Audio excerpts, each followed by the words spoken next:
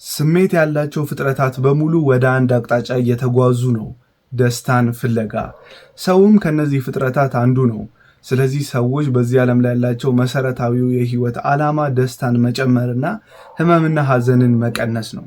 መልካም ወይም ደግሞ ክፉ የምንላቸው ነገሮች የመጨረሻ መዳረሻቸውም ይሁን የመጀመሪያ መሰረታቸው ደስታን ይጨምራሉ ወይስ ደግሞ ህመምን ያበዛሉ የሚለው ላይ ነው። ሰዎች በግላቸው ደስተኛ መሆን የማይችሉ ከሆነ መልካም ሰው ሊሆኑ አይችሉም። ታዲያ እንዴት ነው ደስተኛ መሆን የምንችለው? ዛሬ የጥንት የግሪክ ፈላስፋ የሆነውን የኤፒኩሪየስን ሐሳብ ቢንግ ሃፒ የተሰኘውን መጽሐፍ ለመመልከት እንሞክራለን። ኤፒኩሪየስ ሰዎች ደስ የሚያሰኛቸውን ነገሮች በሙሉ ማድረግ አለባቸው ሲል ልቅና ኢሞራል የሆኑ ነገሮችንም ማድረግ አለባቸው እያለ አይደለም። ሰዎች የሚያደርጉት ድርጊት ህሊናቸውን የሚረብሻቸው ከሆነና ወይም ደግሞ አሁን ያገኙት ጥቂት የሰውነት ደስታ መጨረሻ ላይ በጣም ብዙ ሐዘንና ብዙ ስቃይን ይዞባቸው የሚመጣ ከሆነ የእውነትም ደስታ ሰጣቸው ስለማይባል እነዚህ ድርጊቶች ሊተገበሩ አይገባም። ደስታ ምንጊዜም መልካም ነገር ቢሆንም እንኳን ሰዎች ብዙ ጊዜ የሚዘነጉትና የብዙ ሰዎች የሐዘን ምንጭ የሚሆነው የህሊና እረፍት ማጣት ነው። አንድ ደስታ ደግሞ እውነተኛ ደስታ ለመሆን ለሰውነት ከሚሰጠው ደስታ ባለፈ የሰውነትን ሐዘንና ህመም ሊቀንስ ይገባል። ታዲያ የሰዎችን ሐዘንና ህመም የሚጨምረው መሰረታዊው ጉዳይ የህሊና እረፍት ነው። ሰዎችን የህሊና እረፍት የሚነሳቸው መሰረታዊ ነገር ደግሞ ፍርሃት ነው። ሰዎች ኤፒኩሪየስ ከዚህ በኋላ የሚዘረዝራቸውን ፍርሃቶች የሚያስወግዱ ከሆነ ህሊናቸው ሰላም በመስጠት ደስተኛ መሆን ይችላሉ። እስኪ በጥቂቱ እንመልከታቸው። ይህ እኔ ኤፒኩሪየስን የተረዳውበት ቁንጽል ሐሳብ ነው። 1. የሞት ፍርሃት። ሰዎች ላይ የማያቋርጥ የፍርሃት ምንጭ ከሆነው መሰረታዊ ጉዳዮች አንዱ ሰዎች ስለሞት ያላቸው ሐሳብ ነው። ሰዎች ገና ሳይሞቱ በህይወት እያሉ ስለሞታቸው እያሰቡ ይጨነቃሉ፣ ይፈራሉ። አንዳንዶች ከሞቱ በኋላ መረሳታቸው በጣም ያሳስባቸዋል። ሌሎች ደግሞ ስለ ቀብር ስርዓታቸው እንዴት እንደሚፈጸም፣ ማን እንደሚገኝ እያሰቡ ይብሰለሰላሉ። ሌሎች ደግሞ የገነቡት ሀብት ከሞቱ በኋላ ምን እንደሚሆን በማሰብ በፍርሃት ይዋጣሉ። ነገር ግን ሞት ምኑ ነው የሚያስፈራው? ኤፒኩሪየስ እዚህ ላይ አንድ ገራሚ ሐሳብን ያነሳል። ሰዎች መልካም ወይም ደግሞ ክፉ ሊያጋጥማቸው የሚችለው ስሜት እስካላቸው ድረስ ነው። ሞት ደግሞ የስሜቶቻቸው መጨረሻ ነው። ስለዚህ የሞቱ ሰዎች መልካም ወይም ደግሞ ክፉ ነገር ሊያጋጥማቸው አይችልም፣ ምክንያቱም የሉማ።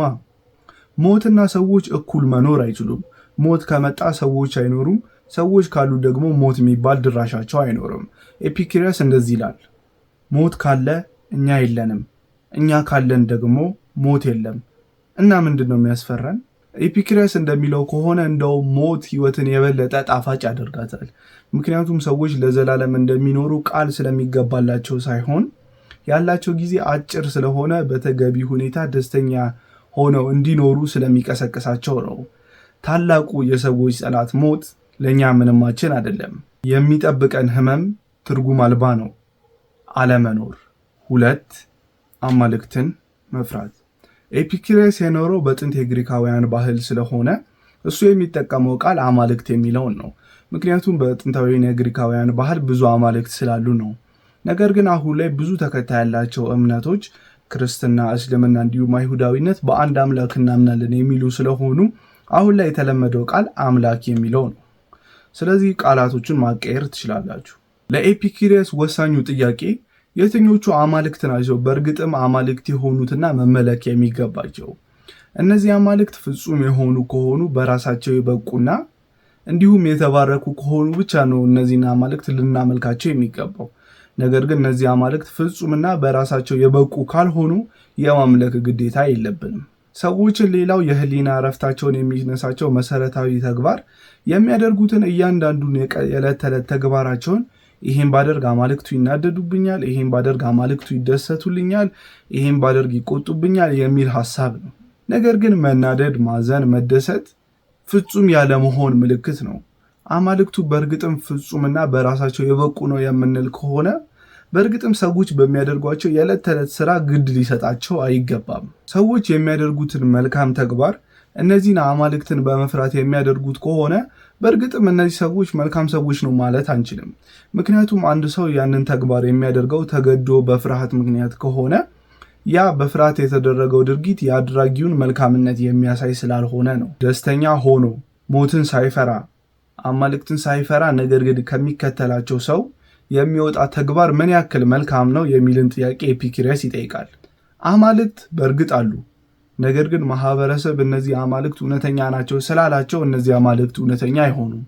ኤፒኩረስ እንደዚህ ይላል፣ እውነተኛ ሃይማኖተኛ ሰው የማህበረሰቡን አምላክ አልቀበልም የሚለው ሳይሆን በአምላክ ስም የማህበረሰብን ሐሳብ ወስዶ አምላክ ስም ላይ በመለጠፍ ለማስፈጸም የሚሞክረው ነው። 3 ፍርሃት ለነፍስ። ከሞት በኋላ ነፍሴን ምን ያጋጥማት ይሆን የሚለው ጥያቄ ብዙ ሰዎችን የሚረብሻቸውና የሚያስጨንቃቸው ሐሳብ ነው። ነገር ግን ይህ ሐሳብ የሚመነጨው ነፍስ ሙሉ ለሙሉ ቁሳዊ ነች ከሚል ቅድመ ሐሳቤ ነው። ነገር ግን ኤፒኩረስ ይሄንን አጥብቆ ይቃወማል። ኤፒኩረስ አተሚስት ከተባሉ ሐሳቢዎች አንዱ ስለነበር በሰዓቱ የነበሩ አቶሚስት ሐሳቢዎች ደግሞ ይህ ዓለም የተገነባው አተም ከተባለ ከማይከፋፈል እና ከማይጠፋ ጥናት ቅንጣት ነው ብለው ያምኑ ስለነበር ይሄንን ሐሳብ ሙሉ ለሙሉ ለማፈራረስ ይሄንን ሙግት ኤፒኩረስ ያቀርባል። አንድ ነገር እዚህ ዓለም ላይ ካለ ከሁለቱ ውጪ ሊሆን አይችልም።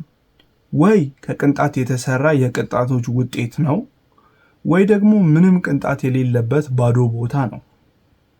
ባዶ ቦታ ከቅንጣቶች የተሰሩ ነገሮች የሚንቀሳቀሱበት ቦታ እንጂ ባዶ ቦታ ከቅንጣቶች የተሰሩ ነገሮች ላይ ተጽዕኖ ማሳደር የሚችል አይደለም። ነፍስ ምንም ቅንጣት የሌለባት ከሆነች ባዶ ቦታ ነች ማለት ነው። ስለዚህ ቁስ አካላችን ላይ ተጽዕኖ ማሳደር አትችልም። ስለዚህ የግዴታ ነፍስ ወይም ንቃተ ህሊና ወይም አእምሮ በሰውነታችን ከተሰራጩ ቅንጣት የተሰራ መሆን አለበት። በሞት ሰዓት እነዚህ ቅንጣቶች ይበተናሉ። የፈሰሰ ውሃ አይታፈስም እንደሚባለው የኛ ሀገር አባባል፣ በዘመንኛው ሳይንስ ደግሞ ኢንትሮፒ እንደሚባለው ኤፒኩረስ አንዴ የህይወት ኃይል ከተበተነች ድጋሜ ተሰብስባ አንድ መሆን አትችልም። ስሜት፣ ሐሳብ፣ ንቃተ ህሊና አበቃ። ስለዚህ ልንፈራ አይገባም። ከነዚህ ፍርሃቶች ነፃ የሚያደርገን ፍልስፍና ነው። ወጣትም ይሁን ሽማግሌ ፍልስፍናን ከማጥናት መዘግየት የለበትም። ወጣቱ ለሚመጣው ዘመን ከፍርሃቱ ነፃ ወጥቶ ድፍረትን ያገኛል። ሽማግሌው ያለፈውን ዘመኑን እያብሰለሰለ ደስታውን ይጠብቃል። በዚህ መንገድ ሁለቱም በረጋ መንፈስ ይኖራሉ። ይህ የኤፒኩረስ የመጨረሻው ምክር ነው። እንግዲህ ይህ እኔ የኤፒኩረስን ሐሳብ የተረዳውበት ቁንጽል ሐሳብ ነው። ስለዚህ ይህ የሐሳባችሁ መጀመሪያ እንጂ መጨረሻ አይደለም። በሌላ ቪዲዮ እንገናኛለን።